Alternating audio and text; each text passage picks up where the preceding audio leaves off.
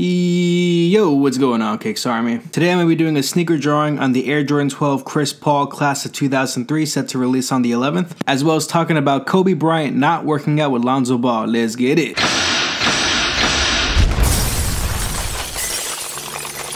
For starters, this stencil along with many others are available over on my website KicksArt.com. And the Air Jordan 12 is one of the few sneakers that actually comes in multiple views, including a side view. Well, I guess every sneaker I have on the website has a side view because they're all from the side, but you know what I mean. But yeah, go ahead on the website, take whatever you need, check out anything. Let me know if there's any stencils that you want requested and go ahead and request them on the contact tab. I uploaded a few today and I have at least 2 or 3 that I'm going to upload tomorrow, along with uploading a new how to draw video tomorrow, so make sure you check that out. Like I said before, and like I keep on saying, ideally by the end of the year, I want the number of stencils in the website doubled. I know that's very ambitious considering that I've been kind of lazy lately, but if I continue to be consistent, if I continue with the daily uploads, if I just spend an hour of my day working on a stencil or two, I know I can do it. And then once the website is just packed with stencils on stencils on stencils, ideally I want to have multiple views of each stencil. I want KicksArt.com to be the #1 resource you can go to for free sneaker stencils. And I'm sure a number of you know, the ones who were back on the website when I had it all like jumbled up and it was looking pretty terrible. It was pretty bad back then, I'm not gonna lie. The thumbnails were all terrible, the stencils themselves were pretty messy, sometimes the scanning of the image comes out yellow and I didn't take the time to go back into Photoshop to whiten out the background. But all your comments saying that the website right now is so much better really helps to motivate me to keep the website updated, to keep adding new stencils, and of course I gotta get back to your requests, so that just adds to it. But yeah, go ahead, check it out, and let me know what you think of the website. Now as for the sneaker, these shoes are set to release the 11th, and these shoes are inspired by Chris Paul's high school called West Forsyth High School. The upper is comprised of an olive suede, which I think looks pretty clean in my opinion. I don't really wear green too much, if at all, so these would not be anything I would cop even if I did have the money, considering there's a lot of other sneakers I would want to get ahead of this one. But I do think the colorway is clean. I like the contrast between the 2 different greens going on, and you're gonna notice for this drawing, for the upper, for the greens, I'm only using 2 different markers. This is the beauty of using blendable markers. Now you can do this with Sharpies too, don't get me wrong, but it's much more difficult to do these with Sharpies as opposed to alcoholic based blendable markers. Copics, Prismacolors, whatever you want to use, just notice how much of a difference it makes, because when you go over a layer once, it's one color. When you continue to add more and more layers of the same colors, you get a much different variety of blendable options that you have to work with. You can go back to my earlier videos, and I honestly wouldn't recommend you doing that. Those videos are so terrible, at least how I think they are now. But you're gonna notice my technique back then was to fill up each section with just 1 layer of a color, and then just to give that outline of that section 1 more stroke around, so that way it kind of keeps that section condensed.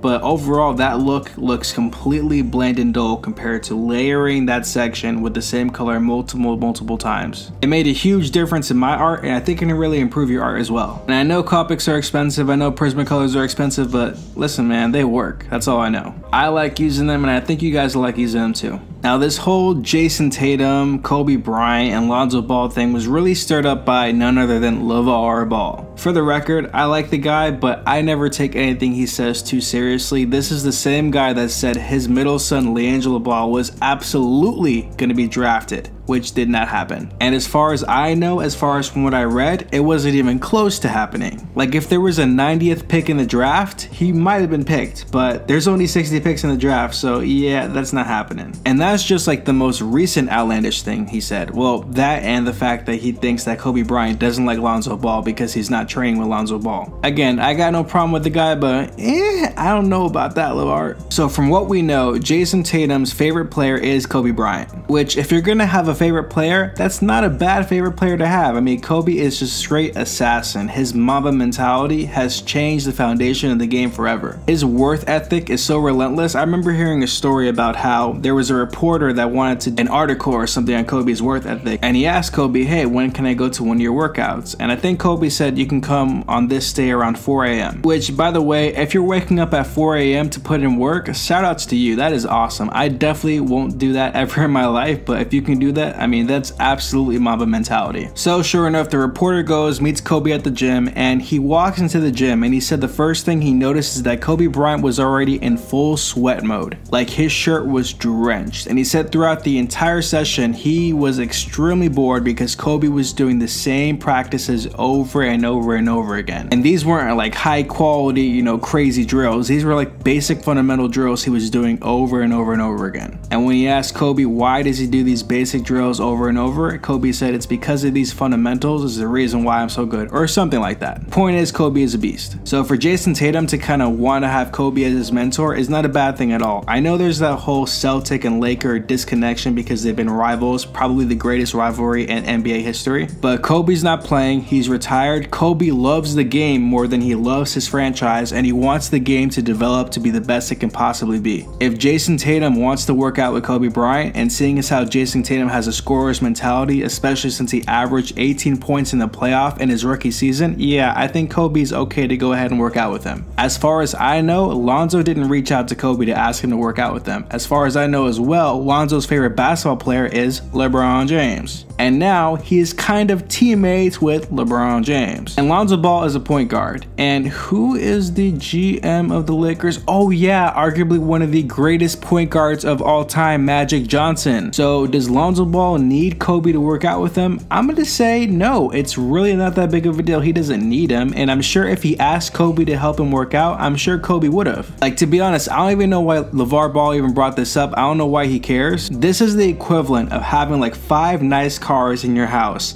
and then you look over and you see this other nice car drive by your house, and you're like, man, I want that car too. Lonzo has LeBron, he has Magic Johnson, he has plenty of resources that are readily available that are there to ensure his success. He's good. He doesn't need Kobe. It's perfectly fine. Kobe's busy and Kobe likes Jason Tatum. It's all good. It's all love. If Lonzo wants to work out with Kobe, all he has to do is just ask. Like, it ain't a big story. It ain't that big of a deal. Tighten up, LeVar. And on top of that, I believe last season, I don't know if it was in the playoffs, but it was definitely last season when Kobe was doing his detail series with ESPN. He had broken down some of Jason Tatum's footage, and I remember after he'd broken it down, Jason Tatum either tweeted or posted something on Instagram saying that he watched that segment like 100 times. Which again makes sense because Kobe is his favorite player, and his favorite player is looking at his game and breaking it down and giving him tips. So of course he would watch it over and over again. I'd probably do the same. Like if Kobe, because I know Kobe watches this video, he loves my content. Obviously he watches my videos. If he goes and he posts something on Instagram where he's like,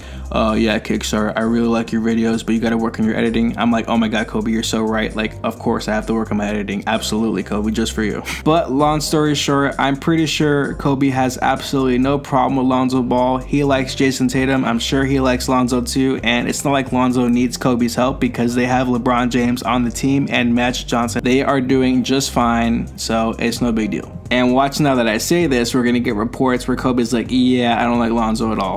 I don't think that'll happen, but who knows? But that's gonna do it for today's video. If you enjoyed the video, leave a like. If you are new to the channel, hit that subscribe button and bounce past that bell to get post notifications whenever I upload a new video. Don't forget to check out KicksArt.com for all your sneaker stencil needs, and I will see you guys tomorrow. Yee!